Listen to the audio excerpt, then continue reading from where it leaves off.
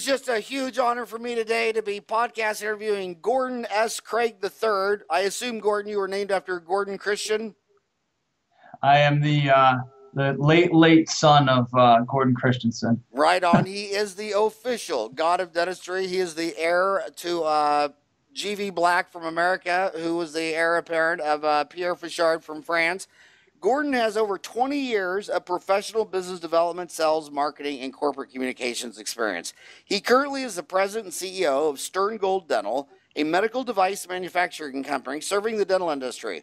Prior to this, he was vice president and general manager at Sterngold Dental. He previously held the position as director of marketing and e-business and managed all the marketing activities and operations for the precious metal divisions of Cookson Group. Gordon was also the director of marketing and e-commerce for Sterngold Dental, a subsidiary of Cookson Precious Metals. During his time at Sterngold, he successfully launched a fully integrated e-business platform for the company. Earlier in his career, Gordon was a marketing analyst for Neptco Inc., a manufacturer of wire and cable products. He was the corporate communications and public relations manager for Cookson America, located in Providence, Rhode Island. Gordon holds an MBA from the University of Rhode Island and a bachelor's degree in corporate communications and marketing from Roger Williams University. Those are 3 degrees I wish every dentist had. Gordon has been married to his wife, Kristen, for 19 years. They have 3 children together and reside in Tiverton, Rhode Island. Before I get to what I want to talk about, I'm just curious. At the Greater New York meeting, this last one, out of nowhere, Amazon.com had a really big booth. Yes. You have a lot of experience in e-commerce. Yes. Do you think they're going to start carrying Sterngold and 3M and all Dentsply, Sirona? Do you think that's around the corner? Interestingly enough, Howard, our products are currently on Amazon and have been on Amazon for 3 years. They really? start. I'm gonna fact check that because I have my Amazon Prime button. So go on, continue. Yeah. So they started by carving out a professional development area within the retail space. They stopped building it though. They were going to build it. They came to us 3 years ago, and we got invited to a private showing of what they were planning on doing. We signed on because one of the interesting things is we sell direct. So we sell, from our manufacturing facility directly to the customer, and the customer being dental laboratories and clinicians. We don't sell through traditional distributors here in the United States, but Amazon came to us and said, hey, we want to have an outlet, and they gave us all the ins and outs on it, and for really a great deal. It was about 11% to have our products out there, and they handle everything from fulfillment to the customer, collections, etc. So we put our products out there, not all of them, but about a quarter of them. And then Amazon, for some reason, stopped. They paused because what they were going to do was have a separate aspect of the site. In other words, a closed site. Rather than just going in as a retail customer, you would have to prove to Amazon that you are a professional, i.e. through licensure or some other documentation in order to, really buy on the professional side. So it sounds like that they're reinvigorating that. If they came to the Greater New York and they're going to do this again, it sounds like to me that they're gonna continue with this. But we've been selling product. We've sold I would say a little bit of product out through Amazon. It hasn't set the world on fire, but they're a behemoth. They have. I don't really understand my app because I signed up for Amazon Prime, but I guess my app is Amazon regular. But anyway, I did a search for Sterngold Dental, and it shows 31 results. The first one is a book on Lyme disease. The second one is burning down the house. Maybe I'm in the book section. Can you find Sterngold Dental on Amazon? Yeah, to me, I'm old school. It's a lot easier to text my assistant, Rebecca, and just say, will you order me this book? Type in easy pickup material. You'll see that out there. Huh. So, and by the way, I want to do a little background first with my homies. Listen to this. When I was a little kid, I grew up with 5 sisters. My little brother wasn't born until I was 17. But on vacations, my dad loved vacations, and we did two things on every vacation. We went to the biggest, funnest amusement park, like Six Flags or whatever, Disneyland. And on the way there, we'd always stop at these places where he'd arrange tours. So I saw big tourists, Coors, Budweiser. We bought a family vacation car, and my dad arranged it so we go on vacation, see the car go all the way down while they were pulling us on a tram, an electric golf cart tram. He just loved to see stuff made. And when I started Dentaltown, I had an open community for anyone who works full-time in the sovereign profession of dentistry. And all these dentists get mad and say, well, there's these guys on there, and they're manufacturers, they're trying to sell stuff. And I'm like, well, dude, what are you, a volunteer? What are you doing, free root canals and crowns? How come when you sell a crown or a veneer or an implant, it's all good, but when someone sells a root canal file, it's all bad? And I held my ground. And then on the magazine, on the cover, I used to always, on behalf of my dad, had a corporate profile. And I loved it because every month I'd get to learn about something like ADEC and see how, Ken Austin and his wife, one end is leather and wood and this, and at the other end is a damn dental chair. I love these stories. But everybody'd say, oh, it's a throwaway rag. The cover of it is a dental company selling something. I want a peer-reviewed journal like JADA. And it's like, dude, you haven't read JADA one time in a decade. And I don't know why dentists are so anti-corporate when the way I see it in reality, if I close down 500 dental companies, I'm sitting outside on a rug with a bunch of stuff from Home Depot. The only reason I look so good is from 500 companies making me all these amazing high-tech products. And I've asked my editorial team if we'd go back to the corporate profile, and they say no. It makes them say that it's a throwaway magazine, it's a rag. So I called you, Gordon. You did not call me. And a lot of my homies might be thinking, well, why are you having a guy on who's not a dentist? It's like, well, number one, he was named after Gordon Christian, so shut up. And but I called you because you are passionate about restorative dentistry and helping to create access to affordable dentistry for all. What does that mean? How is Sterngold and how are you passionate about making restorative dentistry affordable to all?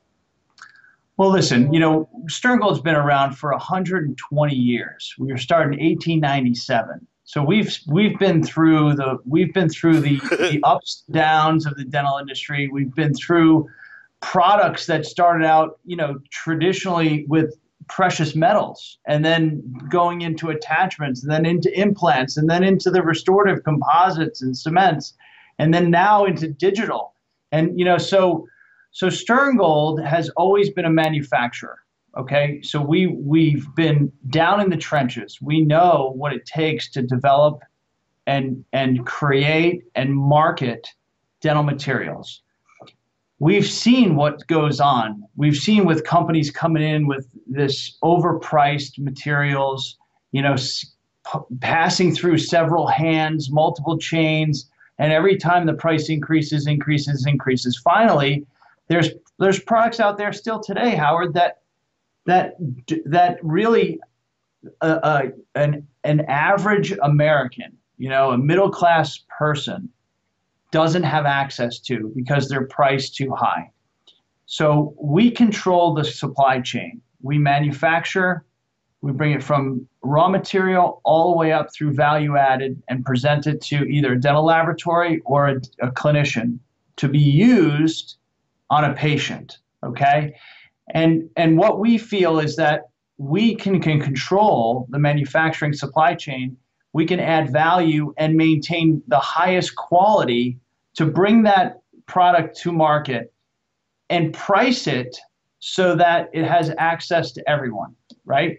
What we want to do is we want to make sure that we can treat patients and bring back their quality of life through the use of attachments that are used on implants.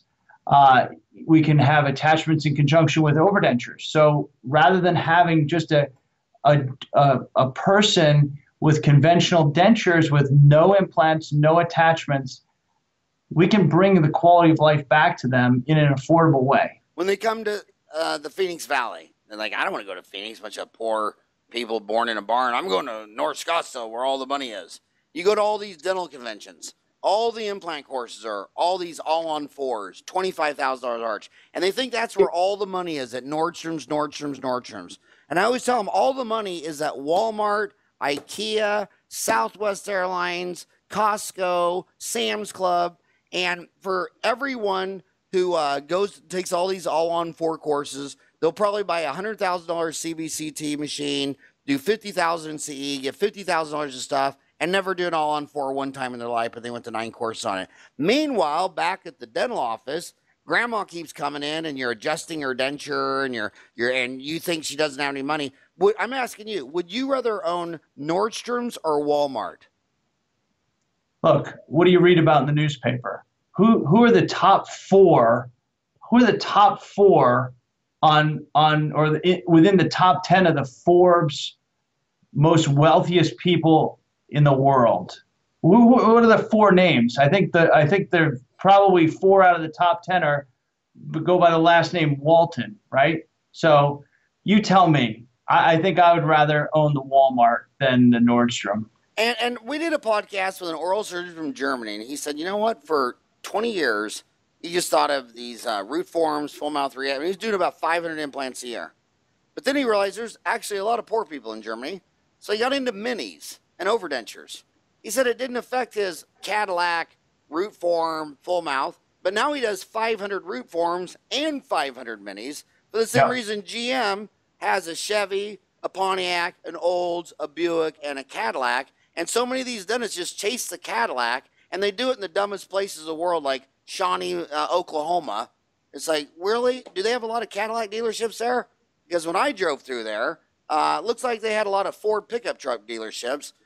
So in Sterngold, what go through percent-wise? What is the percent of your revenue categories? Like I think of you as mini implants or implants. Okay. What are your top items? What are you guys selling mostly?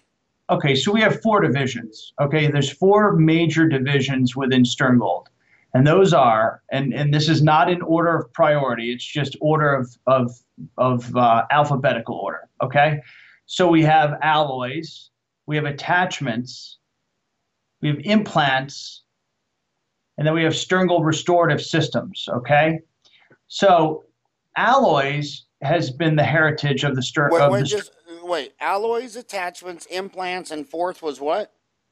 Restorative systems. Okay, so restorative systems are consumable products, and I'll touch on that in a moment.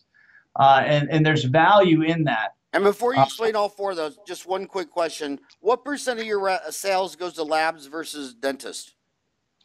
For all intensive purposes, we're going to call it 50-50. Okay, it's probably, 55-45, but it's pretty much right there. And then one last thing, just before I'll let you go, is you said your company was started when? 1897. And I got to tell you, you were saying how you've been through it all.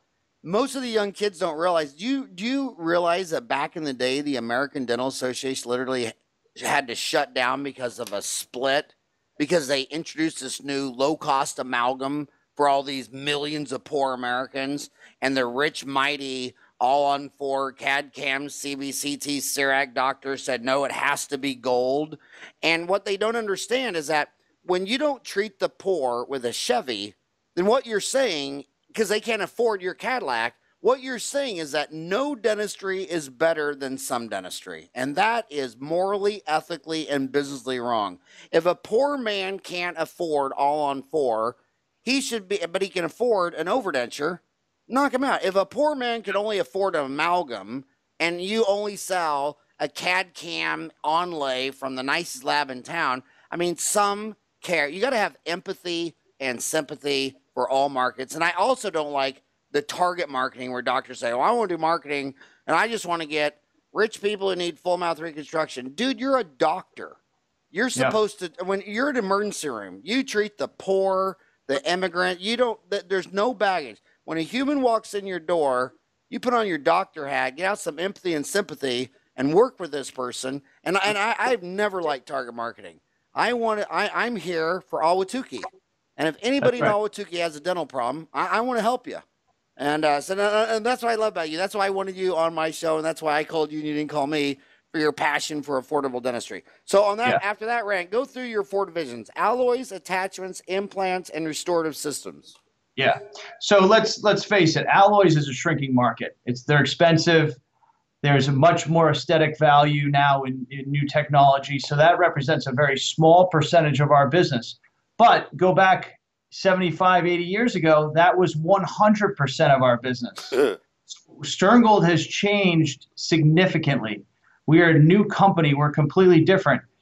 Attachments came in the 1960s, and we developed attachments since then. We're the largest single source provider of the different types of dental attachments that are out there.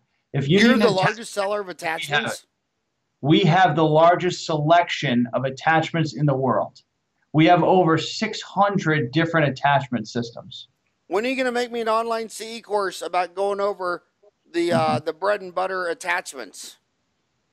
We can do it next week. These millennials are smart. They don't want to wait for a yearly convention and go sit in a brick and building convention center and wear a name tag.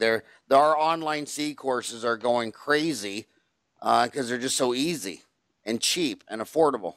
We can do it. We already have it in the can. We'll just modify it. Because when I talk to doctors about attachments, I mean, they have a lot of problems with it. They're afraid that when they take the impression, it's going to lock on. Here, I'll tell you what your biggest problem is in attachments. This is your biggest problem. When a dentist does something every week, they get fast and profitable at it. When they do something once a month, they never really hit critical mass. And I always tell dentists, don't get into anything unless you can do this once a week. Because if you only do an implant once a month, and then you're like, okay, now what do I do? What is the setup? And the attachments, it seems like, if they focus more on attachments. But anyway, so you got to get an online C course that really makes it bulletproof, where they got a better system because they're afraid of some of the things or they don't remember. Here's the one thing I want to say that for the people that are listening, and here's the thing. Doctors get into issues. They get into situations. They get into a case where they look at it and they're like, oh my God, I can't restore this thing, or how am I going to restore this thing, or this, the surgeon put the implants in sideways and what am I going to do? Or you get those cases. Everyone's had them. You've had them. You probably will have more. And you know what I do when I have that case? You know what I do when I do? I tell my assistant, hold my beer. I'm really going to focus right now. Exactly. Well, here's what you got to do. Hold your beer and dial Sterngold, because we can get you out of that trouble. So what's the number? It's 800-243-9942. And then you get forwarded to a lab tech or no, what? we have technicians. We have technicians here, but our customer service people are equally informed about technical aspects. So we've got multiple layers. We can help online. We've got YouTube videos. We've got how-to videos. We've got customer service folks. We have technical CDTs on staff ready to help any of the customer questions that come through. Okay, how many YouTube videos do you have? I have no idea. Well, I'll tell you what. At the end of this podcast, email me whatever YouTube videos you want at the end, because a lot of people have loved that, where I interview someone and they got 1 or 2 YouTube videos on their website, some more. But email them to me and Ryan, Howard at Dentaltown, Ryan at Dentaltown, and we'll put them in the end so they can see more of a flavor for what you're talking about. I mean, we probably have 50 of them. So we have a lot of them, because pictures are worth 1,000 words. So right now, over the years, we've been establishing, instead of having instructions for use that are written, right, the old way, written down instructions, step 1, step 2, step 3, that's gone. The new way of learning is watching videos, learning, seeing someone else do it. So we've taken all of those printed instructions for use, and we've made them come to life in YouTube videos. Nice. So it really cuts down on the learning curve, right? You watch a video, and the number of questions that you had before you watched the video, you might have had 15. You watch a 2 or 3 or 4 minute video, and now all those questions have really been answered, But you and I could have spent, a half hour on the phone trying to figure that out and get to the root of what you were looking for. You watch a video and it's solved instantly. So it saves time on both. You're still in attachments, right? We're still very much in attachments. No. I mean, you're still talking about that. You had alloys, attachments, implants, restorative system. What is your top seller, bread and butter, easiest attachment system for when grandma comes in and you need to place your Australian, New Zealand? They place one down the middle in the symphysis. I think they do it better. Americans, for some reason, want the two canine areas, and they do. But what is your bread and butter implant attachment system for grandma's loose fitting denture? Okay, I'm going to give you three because and that's there are the course you need to build on Dentaltown. Yeah, there's three. Okay. The easiest one, if someone's got dexterity issues, they might have some Alzheimer's, they might have some arthritis. The best attachment that we have for the overdenture for that case is an ORA, and it's an O-ring abutment system. They can bite it into place. It's very easy. It's forgiving, and it allows for patients of that age group, and also of lack of, let's say, mobility and proprioception. They can still remove their denture and seat their denture very easily. We have a snap attachment, which offers angle correction. So we can do angle correction at abutment level so that the path of insertion is still parallel and that there's not excessive wear on the parts. And then, of course, the tried and true ERA is also available. The ERA is first came out on the market in 1985 and still to this day is still one of the top sellers in the company. Now, did Sterngold invent ORA, snap attachment, ERA, or are those mergers and acquisitions? The snap attachment was developed by Sterngold. The ERA was developed by Sterngold, and the ORA is also internally developed, but it's been replicated by many other companies on the market. So I mean, it's not a brand new idea, but what we do is we have the widest selection of those abutments available for all types of implant platforms. So the ERA, for example, fits on 170 different implant brands. Can you believe there's 170 different implants in the world? There was actually at the last my favorite meeting in the world is the every other meeting in Europe. The yes, IDS. IDS. It's in Copenhagen. The entire city treats you like royalty. There were 170 implant companies at the convention, and rumor has it there was another 100 around the world that didn't come. How many total implant companies do you believe are on planet Earth right now? There is, to my knowledge, 335. Oh my God, that's the biggest number I've heard to date. It's true. 335.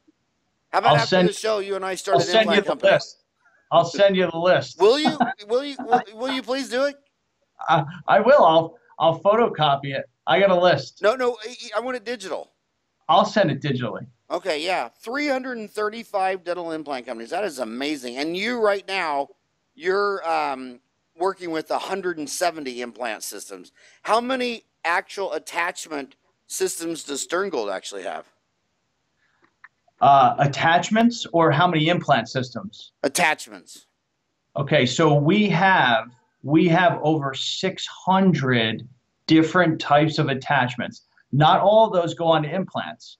Those also go onto natural tooth, roots. We also have segmenting. We have all the types of precision, non-precision, resilient, non-resilient, you name it. You can slice and dice it any way you can. But we have the widest variety of dental attachment options, more than anyone else in the world. That is amazing. So I bet most of that's going to labs, though, because I bet the dentist can't name 3 attachments. So that's probably his lab man figuring that out. Exactly. So it's a hybrid, Howard. What happens is that the first time the case is done, that is done and it's borne by the lab, right? The lab prescribes the attachment. This is what we're going to use.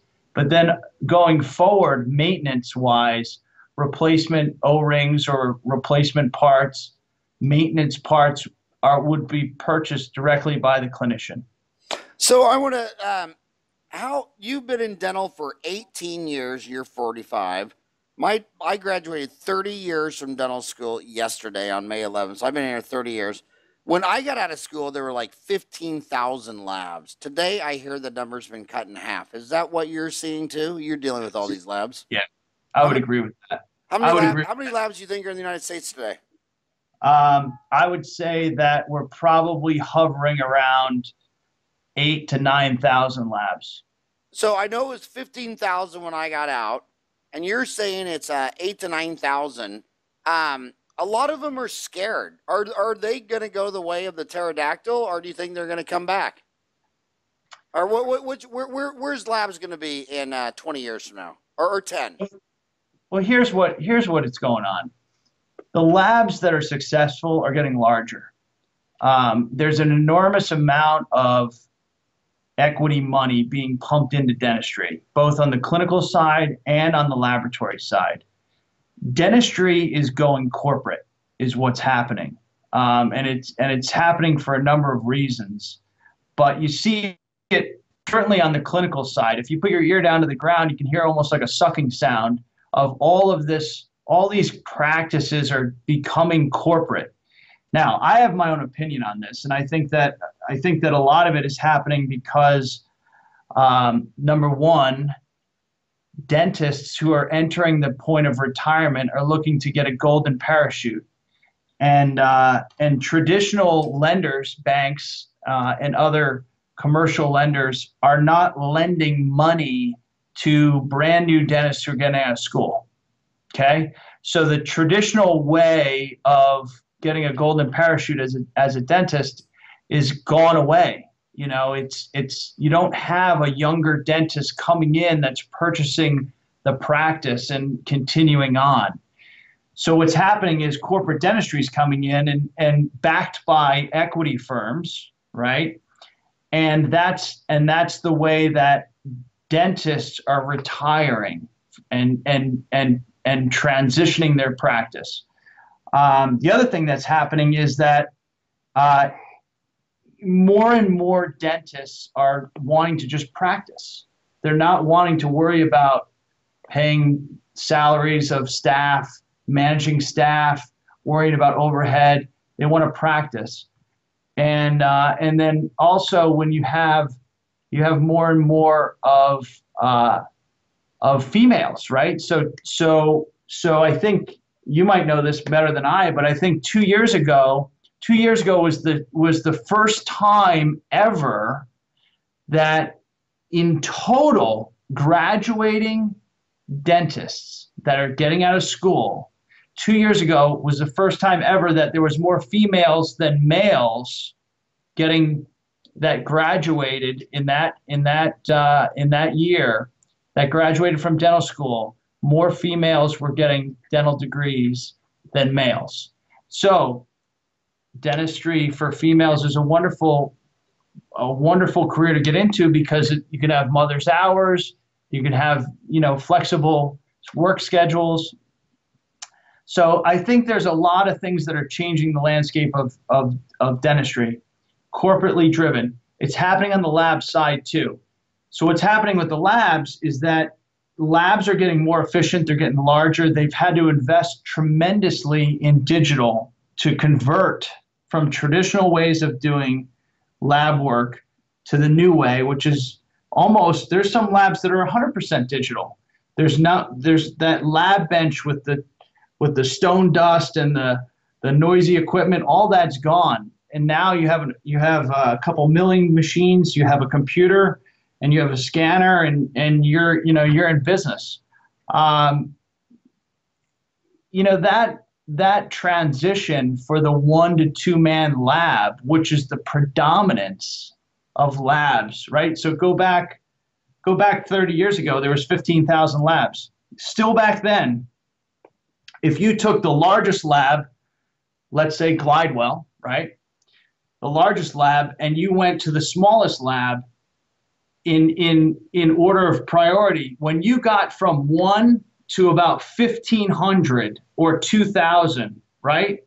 Everything over 2,000, the top 2,000 labs, everything over from 2,000 to 15,000 are one or two man labs. That's it. Small operation out of a garage, out of a basement of a house. Very, very small. The predominance of the closures, the shrinkage of those labs have been those one or two man labs that have shrunk. They've gone by the wayside. If you look around with the bigger labs, you know, the ones that are still major players, they're expanding. They're getting more business.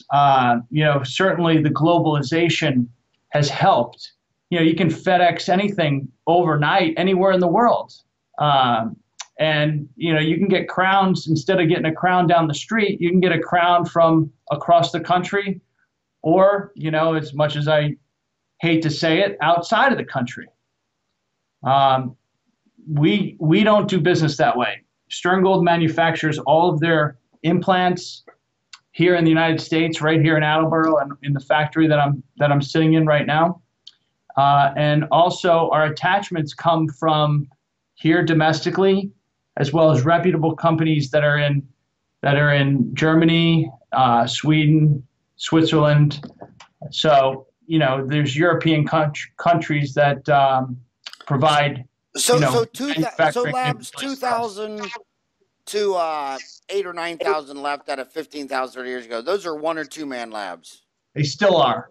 But that one, the big dog is Glidewell. To 2,000. What is the average size of those labs? You know, you've got labs out there that are still quite large. So you'll have anywhere between, you know, I would say that the average size lab that is in the top, let's say if we said Glidewell to 500, top 500, you're talking about labs that have 50 to 150 employees. And you think those guys will be around in 20 years? I think so. Because so you're saying it's just a consolidation. The high tech is driving a massive consolidation. Yeah. And we saw this in healthcare too, because as the equipment kept getting more and more expensive, you couldn't buy an MRI and an ultrasound. You couldn't buy CAT scans and have one dentist use it. So it was the MRI that killed the single practicing physician. And right now, what's the funniest thing in dentistry is everybody out there trying to tell you to buy a CBCT, a CERAC machine, and a BioLace are the same three guys bad-mouthing corporate dentistry. It's like, dude, if you come out of school $350,000 in debt and you buy a $100,000 CBCT, $150,000 CAD CAM, and an $85,000 laser, well, then you're at corporate. You're at group practice. Yeah, exactly. And you know what? Here's the thing. What you just described is not what the average dentist does, right? There's certainly a segment of the dentists out there that are going to buy every single thing under the planet. And the fact is, money's no object for those guys. They're going to get it. They're going to get the CERECs. They're going to get the cone beams. They're going to get all the stuff. But it's still a niche. If you really get down to it, it's still a niche. Even corporate dentistry, they don't have all that stuff all in every single practice. They've got centralized. They have implant centers. They have centralized centers. They don't have every single office outfitted with all the latest and greatest technology. It's super expensive. But one thing let's talk about groups for a second, because groups are near and dear to our heart, actually. We spend a lot of time and energy with groups, and they're a big segment of our business. And they're a big segment for two reasons. One is that we understand their business model, and we also fit very well with their business model because we make affordable dental products. They're looking for affordable dental products because they want to reach a much wider demographic of population. So since we understand their business model, they understand that we're providing products to them that are affordable. It's a good fit, and they like us, we like them, and we've grown. A significant portion of our growth year on year has been attributed to corporate dentistry. So, what are the CEOs of the corporates that you like and work with and endear to the most? Is it Rick Workman of Heartland Dental? Is it Stephen Thorne at Pacific? Is it Fontana at Aspen? Who? listen, How many? Which ones are your drinking buddies? You're in Boston, so I know you're a pub beer drinker. there is about six or seven of the names that you know very, very well. Unfortunately, I cannot disclose Well, hey, those will you names. do me a favor? I've podcast. A lot of them are shy because the general dentists are throwing shots at them. You know, you know, Yeah. they represent change, and Yeah. I podcast Rick Workman and Steve Thorne, but I want to if you're close to 5 more besides Rick Workman, Steve Thorne, podcast them because what I like to do, I like Rick Workman's podcast the best. His podcast, he called it what do you call it? Dogs bark at things they don't understand. And what these guys don't know is they badmouth all this corporate industry. You couldn't find a finer person than Rick Workman and Steve Thorne. I mean, on any measurement of any scale, love, charity, on. I mean, these are just two of the nicest people in dentistry. So I like to get them on the show so you realize you might be mad that dentistry is consolidating, but don't shoot the messenger. You know, just because Rick's the guy doing it, it's going to be done anyway. And I'd rather have someone like Rick and Steve Thorne. So if you're close to those other ones, send them my way. But back to your passion of making dentistry affordable, I actually like Aspen's business model the most because they're going where the dentists ain't. The dentists are all going to Scottsdale and Beverly Hills and Key Biscayne, and Aspen's going where the rich dentists don't want to go, and they're taking Medicaid and Medicare, and they're going into underserved areas and crushing it because my homies think that you want to own a Ruth's Chris, not a McDonald's. And I'd rather own a Big Mac factory any day of the week than a Ruth Chris factory. They just don't get it. But Aspen, I think, gets it the most of going to the poor and underserved. Do you agree with that or disagree? I agree with that 100%. And you know what? And the other one's affordable dentures. That chain. Do you know that's the oldest chain? That company's as old as you guys. That's 100-year-old company. That's right. And you know what? You know where they were started? You know where they started? Where? Kinston, North Carolina. It's a little town. Check it out. It's about an hour and a half away from Raleigh, and it's the smallest little town you could ever imagine. And who would have guessed 100 years later, dentists still don't want to do dentures? It's like, fine, there's a chain of affordable dental centers, and they're crushing millions of dollars a week. They don't want to do overdentures. Fine. Let Aspen move into town and do them for you. I mean, if I had to have a business model on the richest 1% or the 13% of Americans living below the poverty line, I'd take below the poverty line any day. I mean, you know how many poor people I know that say they love Taco Bell because they can eat there every day for $1? For $1, right. You can get a taco and a drink. And you can eat there where the money is. What's that? That's right. And you can in eat fact, there. Ryan, go to Taco Bell right now. I want to eat a bean burrito on that note. Can you run down there and get that? But yeah. So here's the most important thing, okay? I want to talk briefly about demographics of the baby boomers. Okay, let's talk about that for a second because that ties directly into my passion for affordable dentistry. Okay? There's 3 major problems that baby boomers are facing as they enter retirement, right? So Howard, ADA numbers. In 2011 was the beginning, January of 2011 was the beginning of the baby boomers entering into retirement.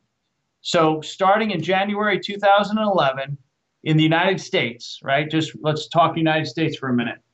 10,000 individuals began turning 65 every single day in the United States.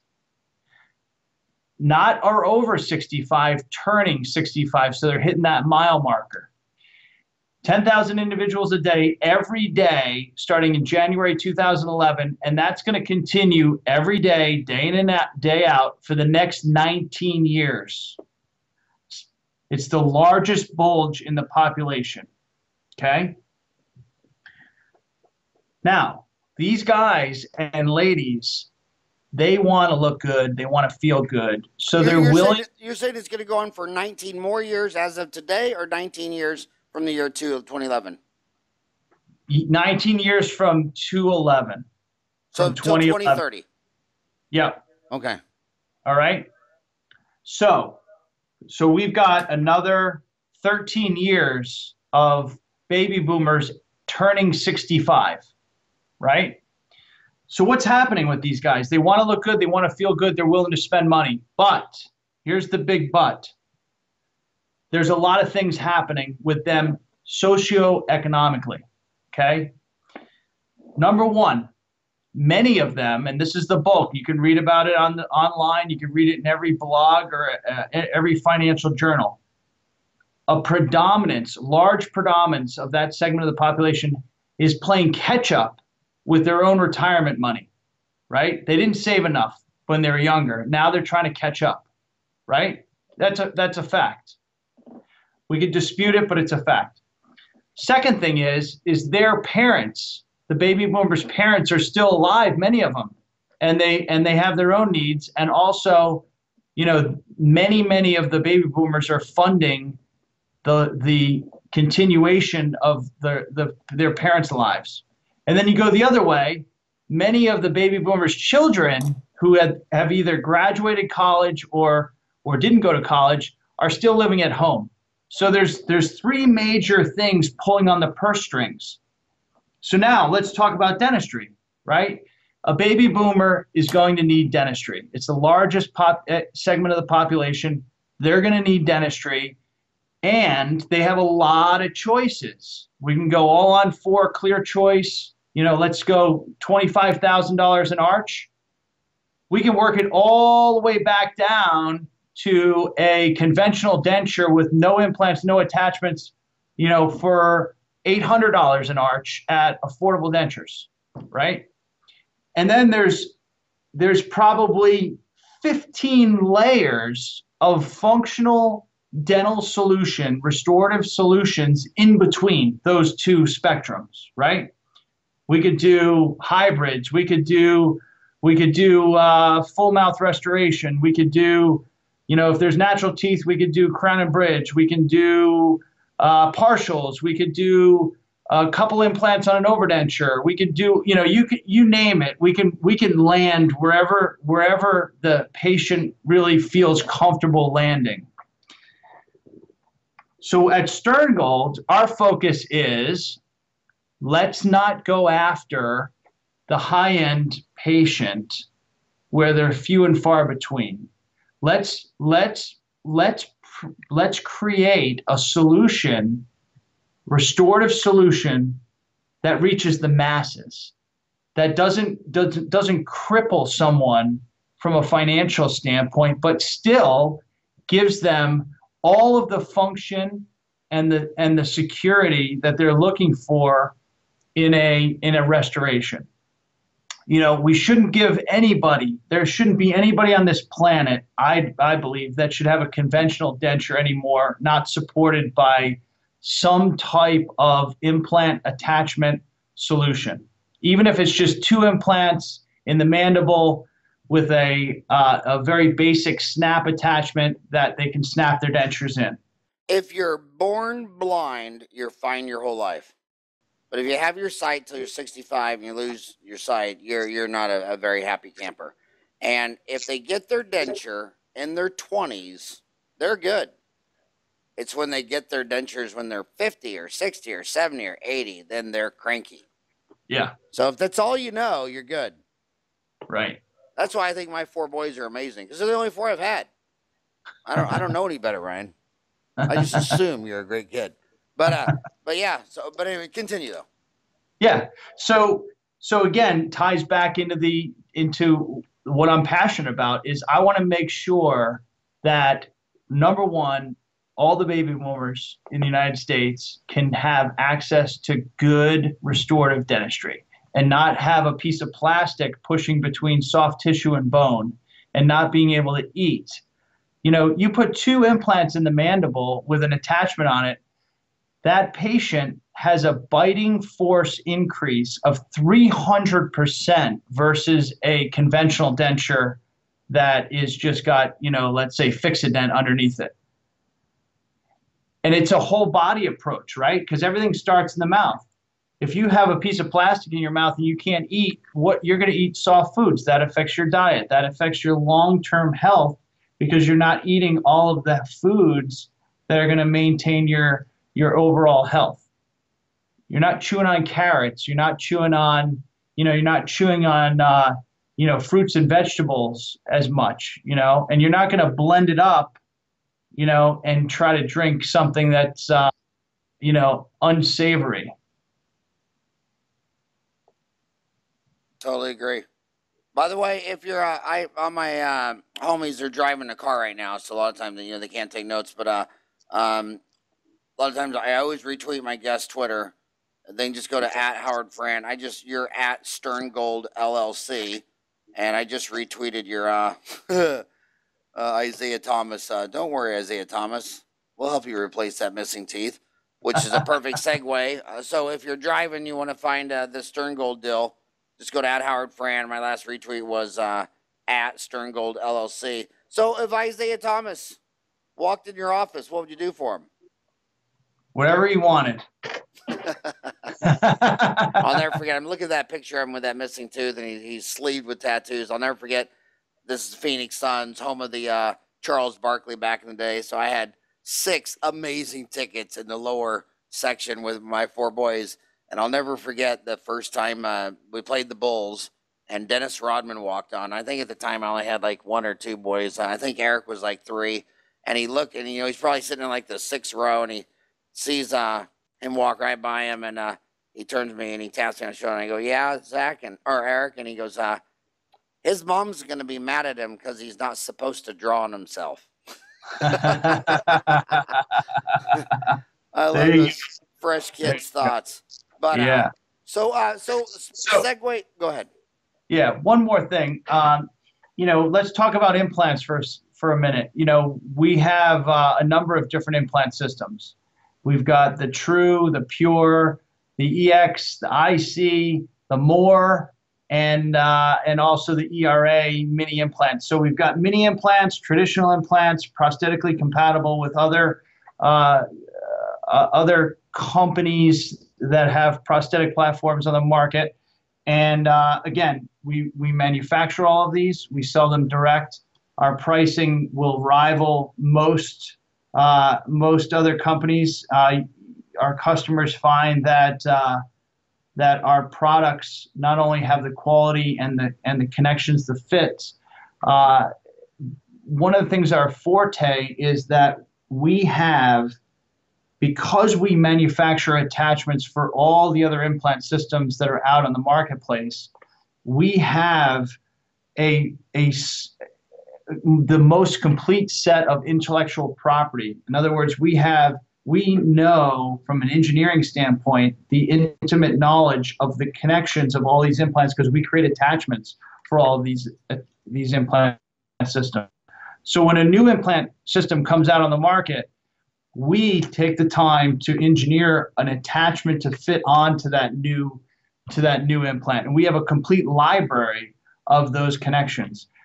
What that's helped us with is, number one, creating our own implant system prosthetics, because we already had all that intimate knowledge. Secondly, now that dentistry is going digital with the use of these software companies like exocad and 3Shape and Dental Wings, our products are in their catalogs, their digital catalogs. So if a customer is creating a case digitally in one of those software platforms, they can pull our products into that case directly from the library.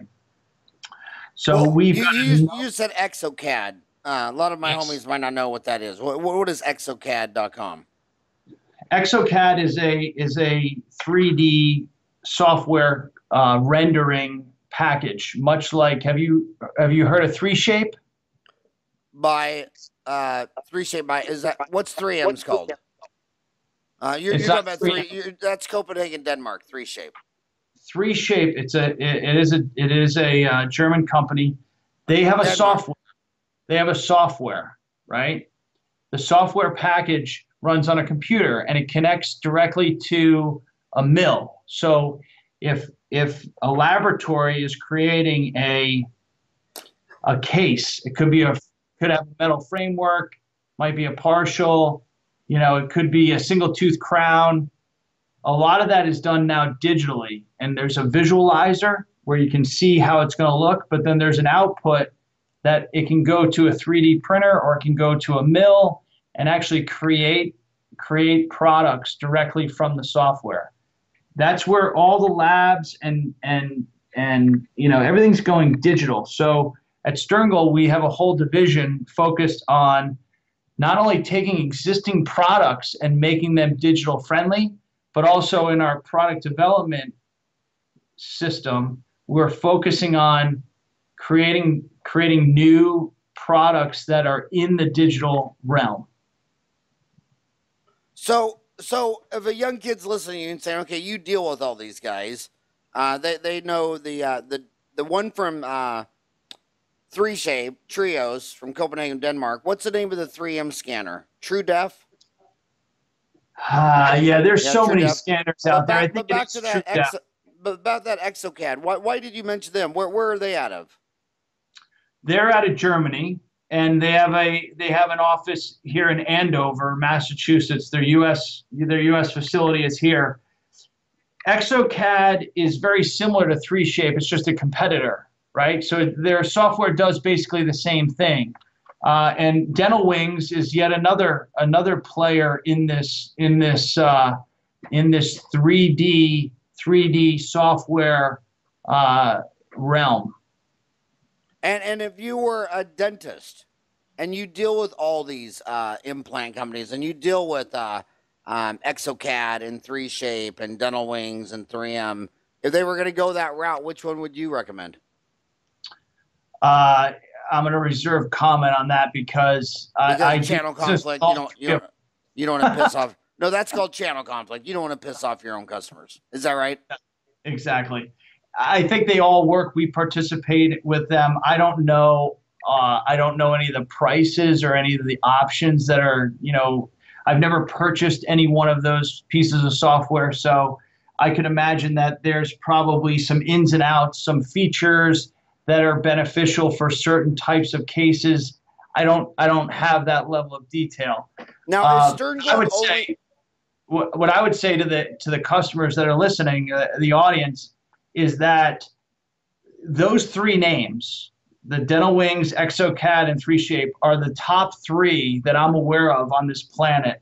So if you're interested in going in that direction, look at all three and then decide on your own which one is going to best suit your needs. And very good advice. And 3Shape, you said, was Copenhagen, Denmark. Dental Wings was where?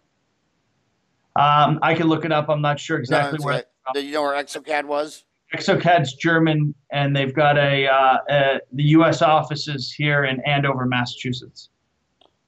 Right on. And now, is Sterngold all mini implants? All mini implants? Or do you do just mini implants, or do you do large diameter? Yes, we do conventional. So you call them mini and conventionals. Yeah. Yep. And there's, interestingly enough, Howard. Dental Wings is, oh my God, we should have known that. That's Montreal, Quebec. Isn't there a hockey team? Where's the hockey team? The Wings. the Red Wings, Detroit. Red Wings, Detroit. Okay, never mind. Just showed you how. No, well, it's close. I'm only smart if it's the NFL. All other sports, I'm not very smart. Yeah, we have this horrible team up here in New England. We don't have any good football up here. So you have mini implants and conventionals. What's the hotter sell? What do you sell more of, minis or conventional root forms? Are you talking U.S. or worldwide? Divide it. Tell us both. Okay, Break so it up. if we're going to talk worldwide, we sell many, many more conventional implants than minis. Here in the United States, mini implants are a big portion of our business. We sell a lot of mini implants here in the United States. So you sell minis, more minis in the U.S., but more conventional root forms international. Yes. Why is that? We've had, well, Sterngold got into implants through acquisition in 1993. We acquired a company called Implant I remember them. out of Florida, right? So and for a long time, the company name was Sterngold Implant, but now we've dropped the Implant name and Sterngold Dental. So we built on that business that was started by Implant, and Implant had a lot of strong dealers in many different countries worldwide: Sweden, Germany, Brazil, Colombia, Italy, even some countries in the Far East. So we've continued to build that business, and many of those dealers that were started with Implant are still with us today. So we've got dealers that are been with us 30 years. Hey, my dealer's been with me since freshman year of college. Oh, is that a different dealer? Oh, you're talking dental dealers. Okay. So that's how you get conventional. So I want to tell you something about Dentaltown. We have 50 categories: root canals, fillings, crowns, etc. Under implants, we had to separate minis from the implants. Yeah. Just like on CAD/CAM, we had to separate E4D versus CEREC because, if an E4D guy posted, of course, all the paid spokesmen for CEREC have to go on there and start saying, "You shut about it," and it's like, look, he's already made the decision. Shut up. You just leave him alone. And minis, every time someone posts a case on minis, they go in there and say, "You shouldn't do a mini. You should have done a root form." And we're like, dude. But so culturally, it's a schism there's dentists who don't believe. Yes. That don't believe in mini implants. Do you see that? Is that an issue? What are your thoughts on it? Well, historically, there has been definitely two camps, definitely separated, and never the two shall meet. But it's changing. Right. It's changing. And there's convergence now. And you'll see why. You'll see that conventional implants, right? Conventional implant companies are making narrow diameter implants. There used to be the smallest traditional implant diameter used to be 3.75 millimeters in diameter. Now we have 3.0s. We actually have 2.7s. We have 2.9s, right? So the traditional conventional implants are getting narrower because there's applications in the mouth where you need a narrow diameter implant. The minis are actually getting bigger. So originally it was a 1.8 millimeter. Now you have 2.3s, you have 2.4s. We have 2.8 millimeter mini implants, okay? So the big difference between a mini implant and a conventional implant is this. Historically, a mini implant has it's a one-piece design with an abutment on it already. It's geared for an overdenture, mainly an overdenture. It can be used in some cases in single tooth with a cement-on abutment, or some of them are a one-piece abutment, which is preppable. You use them in certain areas, right? If you don't have enough bone, okay, a severe case of an overdenture case that has been, an overdenture for quite some time, lost a lot of bone, or in cases where you have, a patient who's missing their laterals, right? A lot of cases you cannot use a traditionally wide implant in those aesthetic regions. So there's a time and a place for everything, right? You have let's say a 90-year-old woman who doesn't have a lot of bone, but wants to have some function for the rest of her life, you're not going to put her through this full mouth restoration and put in 10 implants or even do an all-on-4 case. You're going to go more for a mini implant with an overdenture, right? She probably has arthritis. She probably has some Alzheimer's, and you can create a solution for that particular patient. So the convergence between mini and conventional dentures is really coming together. And it's not that one's better than the other. It's just that there's certain applications that would dictate a solution that would warrant maybe a mini versus a conventional, or a conventional over a mini. But the lines have really kind of, from a technology standpoint, have kind of come together. And pricing has also kind of slid together. And the lines have been blurred in the recent years. So I think if you talk to Gordon Christensen, he'll tell you he's a big fan of mini implants. Big fan. He's also a big fan of conventional implants too. So, and what I love about, why that is? I know Gordon like the back of my hand. I mean, I think I've gone up and visited him. I mean, if it's not a dozen, it's 20. He's in Provo, Utah. Yeah.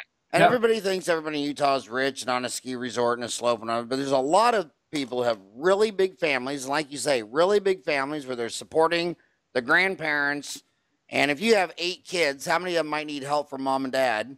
And there's a lot of poor people. What I loved about Gordon, who's a prosthodontist, and if you were, who's that famous movie star, Robert Redford, who owns that ski resort by Provo.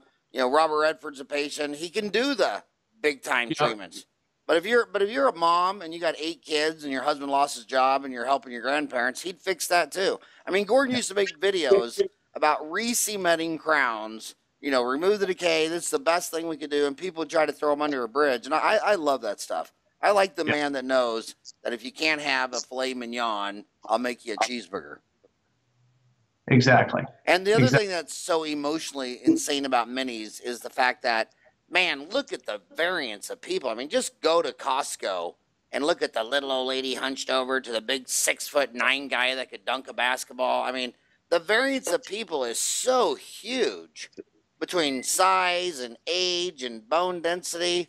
I mean, you got to find the implant that fits. I want to ask you another question, though. I'm going back down to Australia. I'm lecturing in Sydney and Melbourne. I think July 28th, Sydney, and then the following, and then the next day in Melbourne. Those people swear by one mini up the middle. They just think it's a hell of a lot better deal. And the Americans are all too. Yeah. Do you see that? Have you noticed that? Are you talking about in the palate? No, on the lower. Okay. On the lower. I have not. I have not come into any clinicians face to face that provision that. Oh my God! I stayed up at a bar till 1 in the morning with this guy who laying out on paper all the physics and the geometry and the shifting and the bite and the occlusion. I mean, this guy could have lectured for 40 hours and why one up the middle in the symphysis is better than creating a rotational deal with 2. Yeah. My only thought was, being a dentist for 30 years, some of my biggest regrets on implants was I put 2 implants and a 3-unit bridge. Then 20 years later, I'm chairside in her nursing home with Jan, and one of them implants failed. And I thought to myself, if I would have put 1 implant for each tooth, and I had 3 implants on her 2-unit bridge, any one of them implants could have failed, and it'd still be working. And so I always think of spare tires. So my deal was, the reason I'd rather have 2 than 1 is because 10 years later, dude, you might be at a nursing home with your little carrying kit of what you can do chairside in a nursing home. And so I like spare tires because I have had patients in nursing homes where they lost one of those 2, and they're actually still pretty functional with just 1 in a canine position. I mean, the human is a very adaptable animal. Exactly. So I think that, for all the things that we talked about today, certainly, affordability is a big aspect of where dentistry needs to be. and Sterngold has taken steps and will continue to take steps to make sure that that type of dentistry is accessible to everyone. Well, you could make my day if you promised all my homies right now that you'll put up some online CE courses so a dentist and the assistant and the receptionist can watch this, because the receptionist answers 50% of all the questions in dentistry, and then the hygienist. So you got to get the whole team to understand that there's a all on four is for anyone driving a Mercedes, a Benz, or a Rolls, but. Yeah. I know there's more Americans living in a barn in Kansas than living in a mansion.